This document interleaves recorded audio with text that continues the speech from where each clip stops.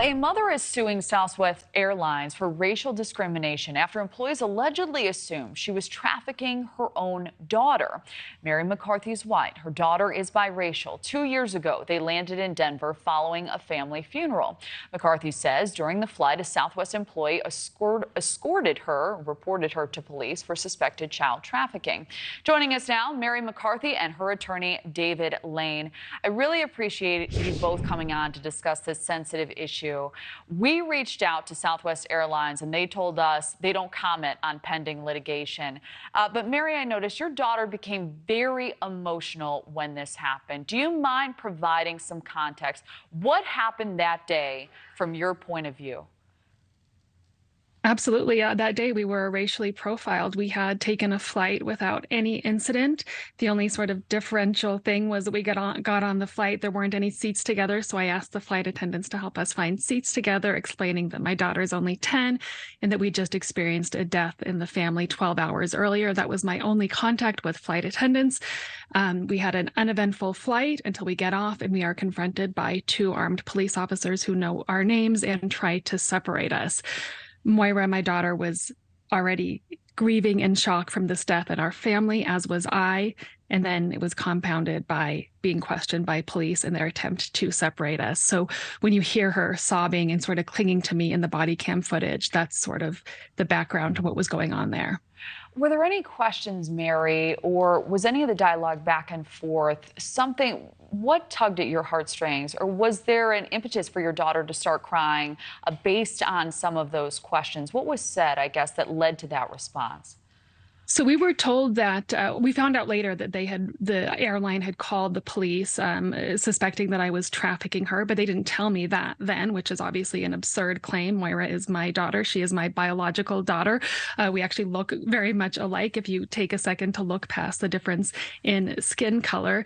And what they told us was you have been reported for suspicious behavior prior to getting on the flight and when you got on the flight, the 2 of us. I shifted when I heard that word suspicious behavior from sort of this normal traveler who was, grieving my brother, but just a normal traveler, to a mother who was somewhat on high alert, because I do know that the word suspicious is often code for racial profiling. What was said to you, Mary, that you found to be the most hurtful or damaging in this case? It was not what was said that day. Again, I just tried to remain as calm as I could. And, I recorded what was going on. So I had my own proof and I tried to console my daughter. But it was later on when I saw the body cam footage and I found out that the Southwest flight attendant had not only told a whole bunch of lies about me, saying that my daughter was fearful of me and expressed lies about my worth and character as a mother. She repeatedly said, and this is all caught on camera, that I had lied about my brother's death. And why should any company be treating their customers that way? I think that the public should know that this is what customers are dealing with, racial profiling and profound disrespect for the basic dignity of a mother and child traveling on their planes. Well, I really appreciate that account. And David, I'd like to ask you, we know child trafficking is real. These employees are trained to spot red flags and, to create a deterrence for this to happen. When do you think it crosses the line, and what do you believe is acceptable? Well, I am all for see something, say something. But if all you're seeing is a racial divergence between mother and child, you have to see something more than that.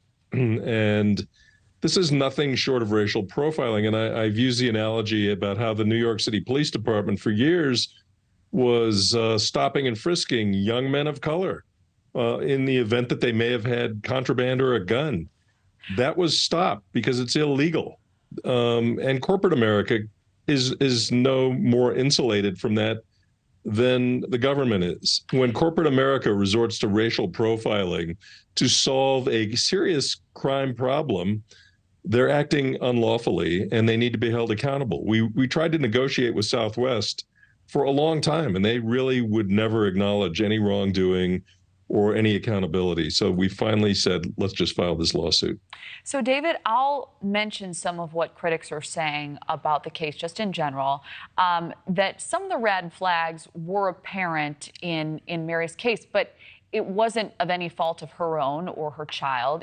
She was booking a last-minute flight, and there were a lot of red flags that came from that, the urgency, being in a grief-stricken state, potentially some of the activity between her and her daughter while they were on board raised some red flags one way or another. So what do you say to maybe those working on the plane, police who are on the ground, who are just trying to ensure that her child, her daughter, was safe? Well, we do civil rights cases in my office, and it's rare for me to say the Denver police acted appropriately, but in this case, they were completely appropriate. It's Southwest that called the police on Mary and her daughter. Red flags are not necessarily in the eye of the beholder. I mean, somebody has to be the last person on the flight.